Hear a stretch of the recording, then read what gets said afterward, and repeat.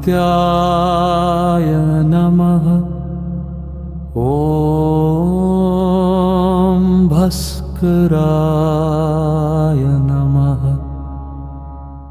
आदिदेव नमस्तुभ्यं प्रसीद मम भास्कर।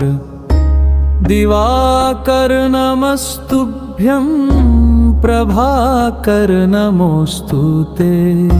सप्ताश्वरथमारूढं प्रचण्डं कश्यपात्मजं श्वेतपद्मधरं देवं तं सूर्यं प्रणमामहम्। लोहितं रथमारूढं सर्वलोकपितामहम्। महापापहरं देवं तं सूर्यं प्रणमाम्यहम्। त्रैगुण्यं च महाशूरं ब्रह्मविष्णुमहेश्वरं महापापहरं देवं तं सूर्यं प्रणमाम्यहम्। बृंहितं तेजःपुञ्जं च वायुमाकाशमेव च प्रभुं च सर्वलोकानां तं सूर्यं प्रणमाम्यहम्।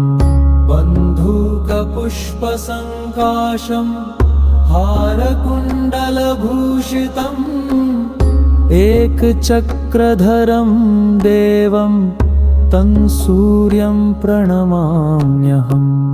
तं सूर्यं जगत्कर्तारं महातेजः प्रदीपनं महापापहरं देवं तं सूर्यं प्रणमाम्यहम्।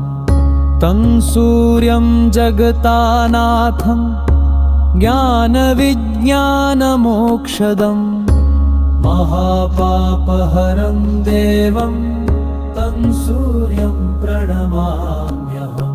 ॐ सूर्याय नमः।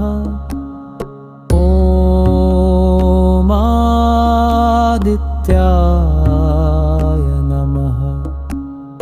ॐ नमः शिवाय।